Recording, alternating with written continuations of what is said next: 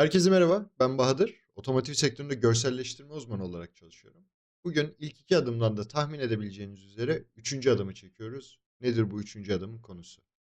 Bugün sizlerle transform ve environment özelliklerine değineceğiz. Sahne içerisinde objemi nasıl hareket ettiririm? Ne gibi detaylara dikkat etmem gerekiyor? Pivot noktalarımı nasıl ayarlarım? Veya sahnemi nasıl kurarım? İçeride environment oluştururken ne gibi noktalara dikkat etmem lazım? Hem kabaca hem de detay detay bakacağımız yerler olacak. Herkese şimdiden kolay gelsin, iyi eğlenceler.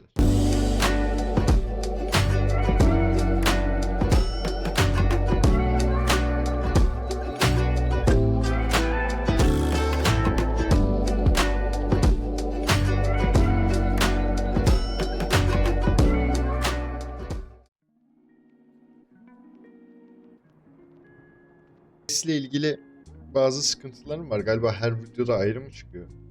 İlk iki video. İki videomda da farklı mı? Emin değilim. Kulağınıza garip bir şeyler gelirse paylaşın. Ben de öğrenmeye çalışıyorum bu süreci.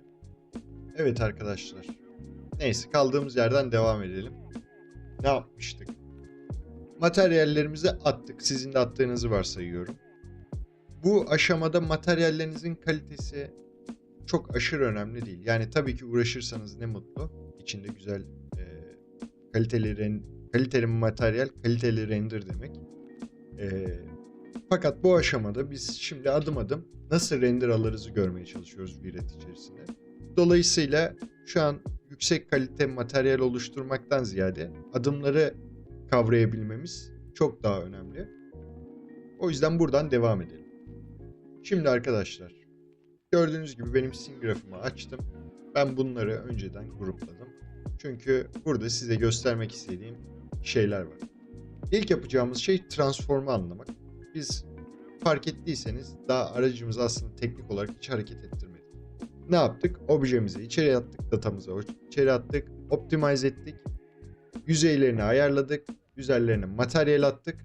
Aslında teknik olarak bu kadar. Daha araca hiç dokunmadık. Şimdi artık biraz sahne içerisini hareketlendirelim. Şimdi öncelikle tool'larımızı tanıyalım. Kafanızı karıştırmasın. Aşağıda ve yukarıda iki tane transformumuz var. Aynı ikon, aynı isim fakat farklı kullanım şekilleri. Transform alttakinden başlayalım. Alttaki bizim koordinat düzlemimizi manuel olarak kontrol etmemize yardımcı olan penceremiz. Ve burada bazı tool'larımız var bar üzerinde. Bunları tek tek anlatmayacağım. Örnek içerisinde göstereceğim. Çok daha anlaşılır olacak. Yukarıdaki ise gizmomuzu kontrol edebileceğimiz, sahne içinde gizmomuzu kontrol edebileceğimiz tool'umuz. İkisi de tabii ki transform için kullanıyoruz. Ama isim benzerliği kafanızı karıştırmasın. Kullanım şekilleri farklı. Şimdi fark ettiğiniz üzere aktif olan bir şey yok. Çünkü sahne içerisinde hiçbir objemi seçmedim. Hemen objemi seçeyim. Seçtiğim gibi gördüğünüz gibi hem gizmom ortaya çıktı hem de pencerem aktif oldu ve değerler değiştirilebilir hale geldi. Şimdi sola başlamadan önce size yukarıdaki Gizmo ile bir tanıştırmak istiyorum. Gizmo eliniz kesinlikle alışsın kısa yollarına, çok kullanışlı. Ne yapıyorum? Diyelim ki objem seçili değil. Bir boşluğu seçtim. Bıraktım. Şimdi objemi seçtim. Gizmom kapalı. Shift W. Move. Gördüğünüz gibi geldi. Move ne işe yarar? X ve Y ve Z'de hareketimizi sağlar. Nasıl yapıyoruz? Tıklayamazsınız sol klikle. Shift'e basılı tutuyoruz. Shift'e basılı tuttum ve kaydırıyorum sol klikle. Shift W, pardon. Shift E, Edirne'nin E'si. Rotate. Yine Shift'e basılı tuttum ve eksenler üzerinde hareket ettiriyorum. Shift R, Rize'nin R'si. Scale için Gizmo aldım. Birazcık oynadım. Şöyle bir şey yaptım. Güzel, fena olmadı. Peki arkadaşlar, ben bunları verdim. Gördüğünüz gibi. Fakat eyvah. Nasıl geri alacağım? Tabii ki burada devreye bizim manuel koordinat penceremiz geliyor. Transform penceremiz. Objemi geri seçtim. Sıfıra koydum. Gidiyor. Y'sini de 0 yaptım. Z'sini de 0 yaptım. Bunu farklı şekilde göstereceğim. Mouse'umu tuttum. Bakın değer olarak değiştirebilirsiniz ama tabii ki istediğiniz değer için rotation'ımı aldım 0 yaptım. Y'sini de 0 yaptım. Z'sini de 0 yaptım. Yine aynı şekilde uniform scaling nedir? Bundan bahsedeyim. Eğer açık olursa hepsi aynı anda aynı değeri alacaktır. 1'e basıyorum ve aracım eski konumuna geldi. Eğer uniform scaling açık değil, kapalıysa 2 yaptım. Gördüğünüz gibi bütün değerler aynı anda değişmiyor. Yine geri alıyorum. Evet, burada bir değer girme noktasından daha bahsedeyim arkadaşlar. Yine objemi seçtim. X, Y, Z oynatmak istiyorum. Sol klikle sürükleyerek basılı tutuyorum sol kliğe ve sürüklüyorum. Gördüğünüz gibi bu da kullanım. Aynı şeyi roll için de yapabilirsiniz. Biraz daha hassas yapmak istiyorsanız. Orta mouse'umu scroll yapıyorum. Fakat arkadaşlar burada şuna dikkat edin. Scroll yaparken mesela diyelim pencerem şurada. Aşağıya doğru scroll yapmak istiyorum. Doğru mu? Eğer section üzerine gelirseniz değerinizi değiştirecektir. Buna dikkat edin. Bakayım dikkatinizi bir şey çekti mi? Seçiyorum. Gördüğünüz gibi gizmo aracın tam ortasında gibi gözüküyor. Doğru mu? Değil ama yani Z'de olmasa bile X ve Y'de aracın tam ortasında gibi. Shift W yaptım. Hayda. Shift E yaptım. Hayda, ne alaka? Arkadaşlar şu an benim aracımın pivotu merkezinden sapmış durumda. Bakın.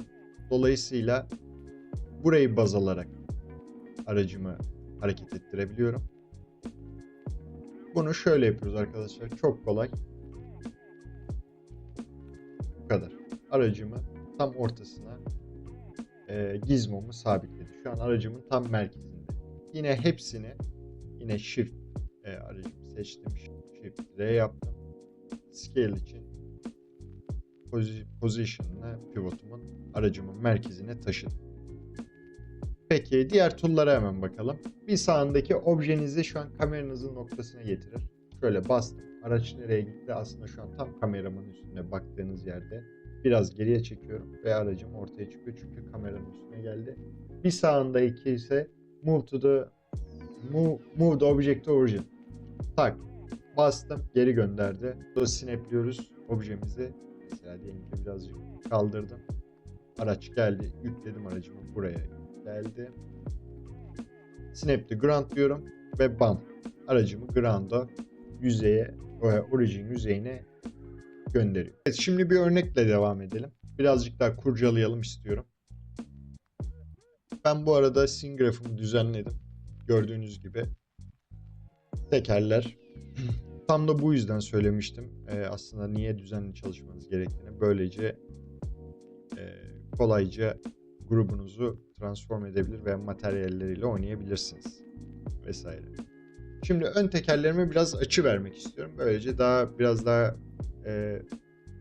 biraz daha perspektife oturan, biraz daha alımlı bir görsel oluşturmak istiyoruz. Kompozisyonu azıcık renklendirmek istiyoruz. Böyle dümdüz çok ruhsuz oluyor.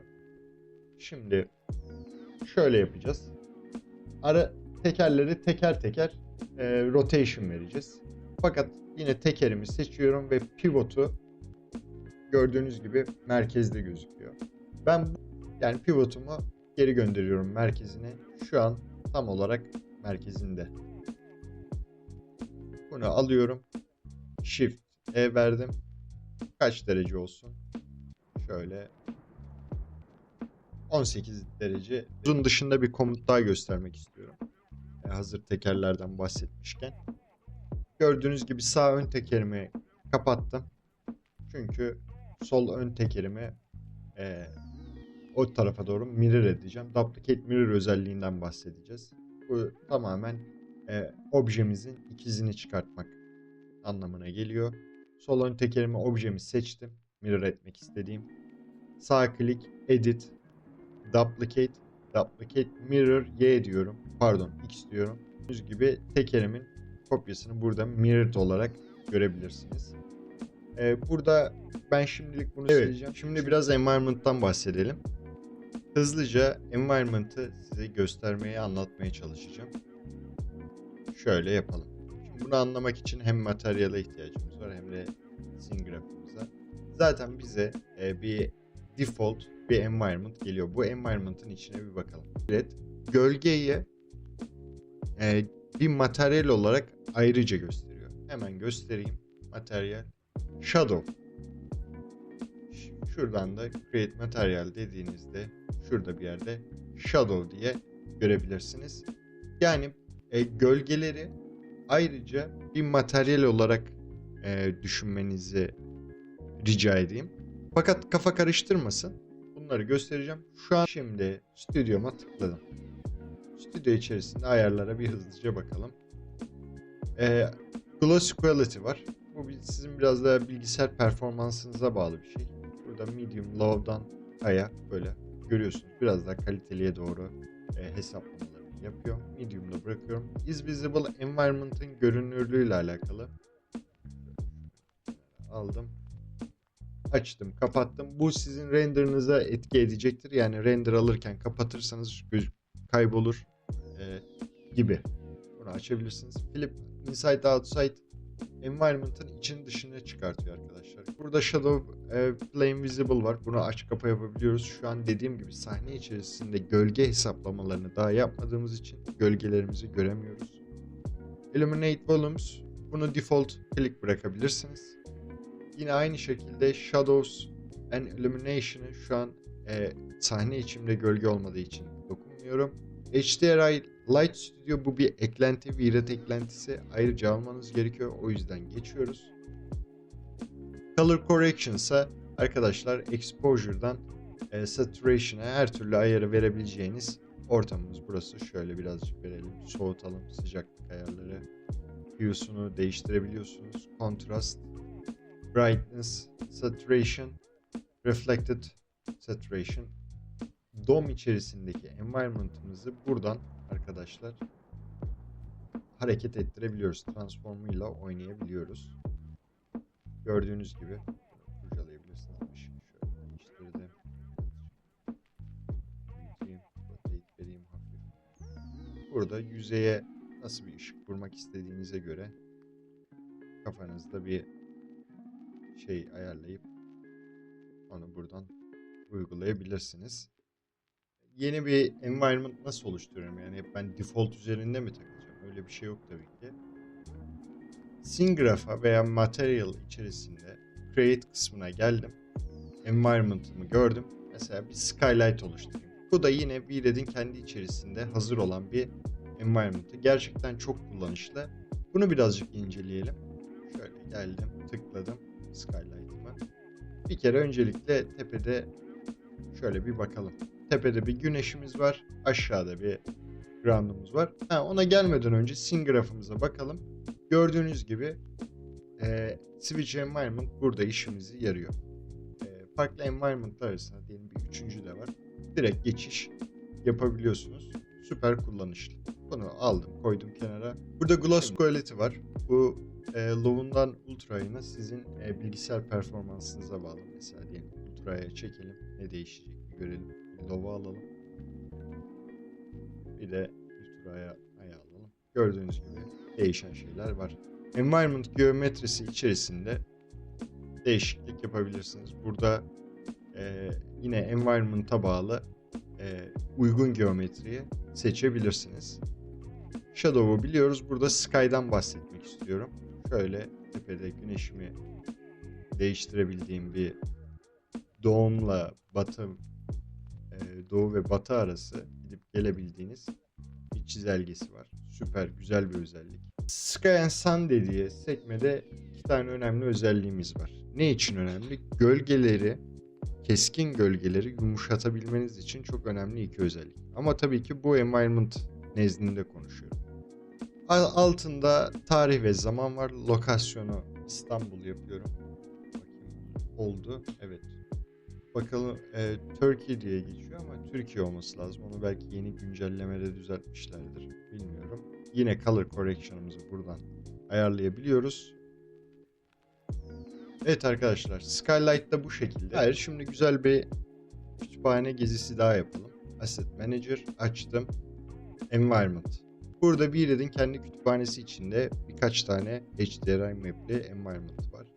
Ne yapıyorum? Sadece alıyorum, tutup içeriye doğru sürüklüyorum. Bu benim sevdiğim environment'lardan biri. Işık, gün batımı güzel gözüküyor. Scene Graph'tan bakalım geldi mi? Evet, orada. Şöyle. Bunu aldım hemen. Assets Remove Link dedim. Aldım environment'ımı, geldim. Şöyle bir kere bir rotate edeyim aracı doğru. Böyle birazcık da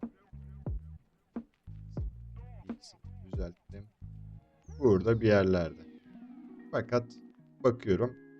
Şimdi yol gidiyor. Benimki kesiliyor. Şimdi environment'ı birazcık buna doğru uyduralım. Ama bakın buradaki scale'den değil. Şimdi domumuzu biraz bu HDRI map'e simüle edeceğiz. Uydurmaya çalışacağız. Transform. Domumu seçtim ve scale ediyorum. Y'de şöyle güzelce bir scale ettim. Yol uzayıp gidiyor. Azıcık daha verdim. Sonra da X'ten şöyle bir kıstım. Dediğim gibi bunları deneyeceğim detaylı bir HDRI map videosu oluşturacağım. Şimdilik siz kendiniz kurcalayın. Transform ve environment özelliklerine değinmiş olduk. Bir sonraki bölümde gölge ve ışık hesaplamalarını, sahne içerisine ışık eklemek gibi detayları göstereceğim. Lütfen aklınızda bir soru varsa veya netleşmeyen veya benim atladığım bir şey olursa lütfen yorumlara bırakın. Şimdilik bu kadar. Bir sonraki bölümde görüşmek üzere.